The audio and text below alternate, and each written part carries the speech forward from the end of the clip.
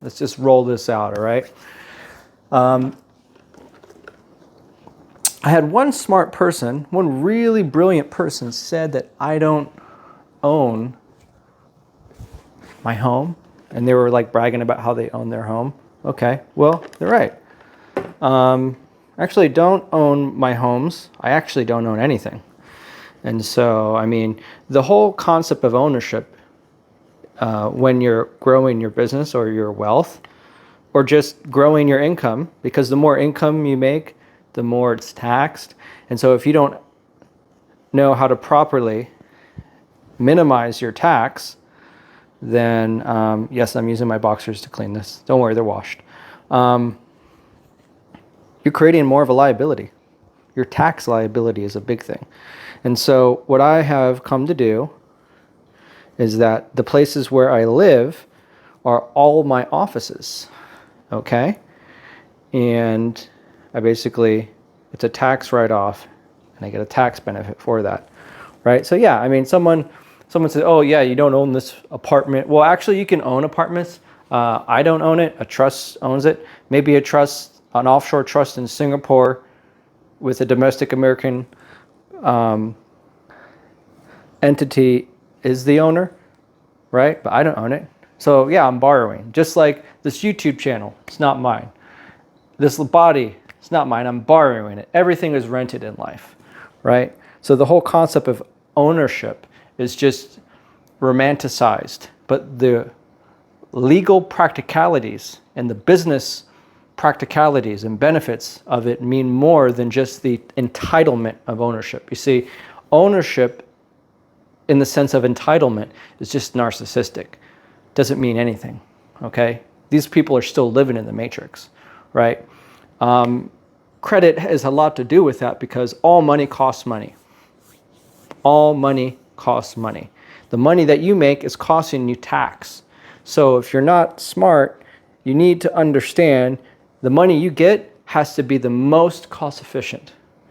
Money that you get in your, depending upon how much income you make, it costs money to make that money. It costs you money to go to work, okay? So you have to learn to minimize your costs on money. One of the best ways to get free money is actually real estate, because real estate has appreciation and depreciation, and you have tax write-offs called, I'll give you two right here. One is a 1031 exchange and a 121 exclusion. I don't really got to talk about it, but you guys can look into it. But essentially, if you're continually buying property, you can borrow against the equity of the home, the sweat equity. And as it appreciates in value, you can actually, rent, you can get a duplex and like rent some rooms out and stuff like that. And it will be written off. You will avoid capital gains tax. So as you're scaling your company, your business, or your life, you need to reduce your tax liability, right? Like my vehicles, I don't own them, right? And then actually in some cases, it makes sense to rent and lease them in a business name. And if I put this in a YouTube video, I'll give you an example. You see these fish tanks? These are considered props, right? They're not just decor for my own pleasure and enjoyment, although they are decorative and they're really therapeutic. From a tax perspective and a business perspective, they're actually props for my YouTube channel. And so they are a legitimate permissible business expense, just like this H&M shirt right here, and my Nikes, my boxing clothes, and essentially anything that I put in a video, including these spectacles right here, are a write-off, and they're used for the benefit of my business. The phone, the Moza gym ball thing there that I hate with the passion, including this DJI mic, are all tax write-offs, right? And as I get income from these videos, or as I sign up clients, that money is used to build these home offices that are all around the world, and these platforms and these other businesses, right? And even my tea, my food is written off. Considering I make my own food, I actually make teas and beverages. I'll give you an example here. My drink, my water, let me pull one up. One of my businesses, practically everything. You have to know how to mitigate your tax liability and mitigate your risk too, because if everything is in your name, you could be a target for liability. You can get sued, this, that. So I'm always going to be like broke on paper. Technically, I don't have anything. So the whole idea of ownership is just often romanticized. It doesn't really mean anything. And so if you're looking to get a home, right, you're not owning a home is just you get the ego boost to say, oh, I'm the home ownership. But did you pay cash for that home? You still have to pay property tax, right? And so in a matter of 10, 15, 30 years, the amount of money that you lose, right, is a lot, including all the interest, all the fees calculated, right? So is it really worth it to you? You'll have to wait like 10 to 15 years just to make money. That's a long time. That's a decade. Whereas you could rent. Renting is better in the sense of reducing your liability, because you could say, oh, I'm going to buy a home and then flip it. Well, it cost you all that money. You lost your liquidity. And now you have an asset that is appreciating very slowly, and then you can invest in it and build it and then flip it again. But that's really difficult, right? You could start an Airbnb business and pay 1/10 of the cost of a home, actually less than that, and make triple the profit as far as rental income. Okay? Let's just say if this apartment was rented for $7,000 a month, okay? The price of this place would be about $1 million. So I would have to basically pay $1 million of my money to make $7,000 a month, which how much is that? That's not even $100,000 a year. So how long will it take me to get to a million? It's going to take me like 10 years. Why? It's stupid. Whereas I could rent it out, Airbnb, right? A place like this wouldn't be profitable though. If you want to do Airbnb, you need to have a big home. You need to have multiple rooms, like a big house. For Airbnb, big homes do very well because you can make money off the rooms, because you don't necessarily have to rent the whole place out. You can just rent room per room and like that. Another thing, it's technical because you want to do the research. You want to know where short-term rentals are big, right? And so right now, money is really expensive. It's hard to get access to money. So instead of buying a property and selling it or renting it out and making a little bit of income, you can actually make more profit by doing Airbnb. You can buy the lease for 2 years and negotiate with the landlord to get the rent down, and then you could basically list it on Airbnb and then collect that income, right? So, and that can go towards whatever. And so, yeah, I do that with this place. When I travel different around the world, I will put my Airbnb up, right? I just take out my personal belongings, stuff like that. Good thing about this place, I have a security. There's a private security company that manages the building, and then an Ascot. It's a very luxurious place that I live. And so all of my properties are listed on a sheet, and the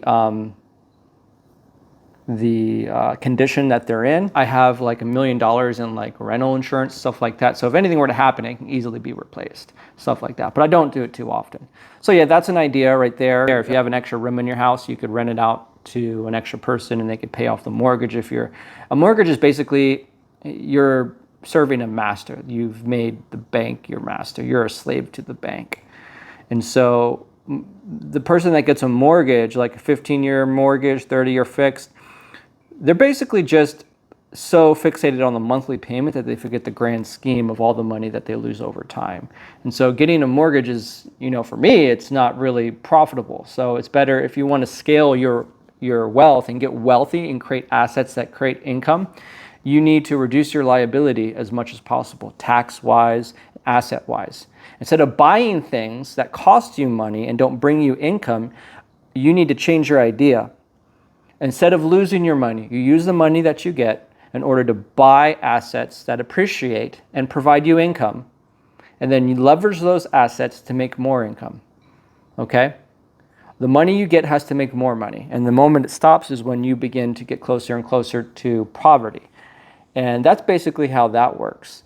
credit is the same. When you get credit cards, you should use credit cards as an asset. A credit card is a tool in order to show the bank that you are credit worthy and trustworthy. So eventually they will give you more credit. And then when they give you more credit, you show them, hey, even though Mr. Bank, this is me talking to the bank, Mr. Bank, I've been a good borrower for 6 to 12 months, 4 years. And I know that you increased my credit limit. However, I'm still going to borrow within the same capacity and I want a credit limit increase. Boom, bank's going to give it to you and then they trust you. And then you get more credit cards and you say to the other bank, hey bank, I'm working with this bank. I have a good relationship with them. I want to basically create a relationship with you. And the bank's going to look at that bank, talk to them. They have ways. The banking committee knows how to talk to each other. The check systems and early warning systems and credit reports and soft inquiries and other stuff like that. So they're going to look at that bank and get that information about you. And then they'll be like, okay, well, it checks out. Let me give him a introductory rate. However, let me put my money in your bank. And then you begin to have more to negotiate with because these bankers and general managers get commissions for deposits that you put in their bank when you open one up, right? And so you have to understand who's incentivized to help you. When you begin to understand who's on the other side of the negotiation table, then you'll be able to understand the leverage that you need in order to negotiate what you want. Credit is leverage, business is leverage. You always want to leverage the tax codes, credit laws, and everything. And so that's basically how you want to scale your credit. The bank and the relationship you have with the bank and credit unions would determine your outlook of how your credit is going to be as a whole. And in the beginning, you're going to have to pay the price. What price are you paying? You have to suffer now. So don't use that credit card for random things. Your credit cards have to be used for the exact same things, specific things that you need, and keep the borrowing amount low. Keep the utilization below 30% at max, but ideally under 9%.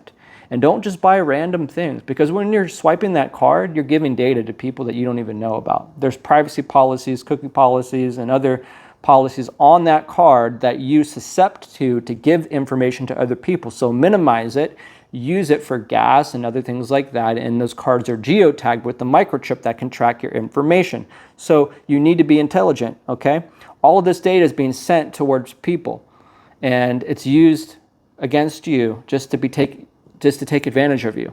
You're a customer to the banks. You're a customer to the credit card companies. They want to make profit off of you, okay? And the lower your credit score, the more money you're going to lose. It's costing you every day to live. So reduce your liabilities by repairing your credit, getting into a higher credit level. And then when you have a higher credit, there's people that have a 750 score and they're still not scaling it as they could. When you have a 700, 850 FICO score with lots of credit limits, you need to be leveraging that credit to get even more business credit, which is another topic, to start buying properties, buying companies, stuff like that, okay? They're all strategies that you need to be able to use. And so the whole concept here is, owning doesn't necessarily mean that you're wealthy or rich. It really doesn't, okay? To be wealthy, the definition is to have assets that appreciate and provide you multiple streams of income, okay? And as we all know, as you get more income, the tax liability increases. So that's why you need to have a good legal structure of your businesses and your personal. You need to have trusts, irrevocable trusts, land giving trusts, and you have to have trustees and board members, and you have to have things all, organized, right? That way it's just really hard to pin you down. It's really hard for people to come after you, and it's just better to reduce your liability and scale your credit with full transparency with the banks. The banks are going to feel confident to work with you, and then your wealth will increase. So anyway, kind of ranting here, but those are just some concepts I want you guys to understand. These are my blue blockers. They block the blue emitting ultraviolet light that destroys your retinas and cornea and stuff like that. So that's why I have them. And yeah, tell me what you think.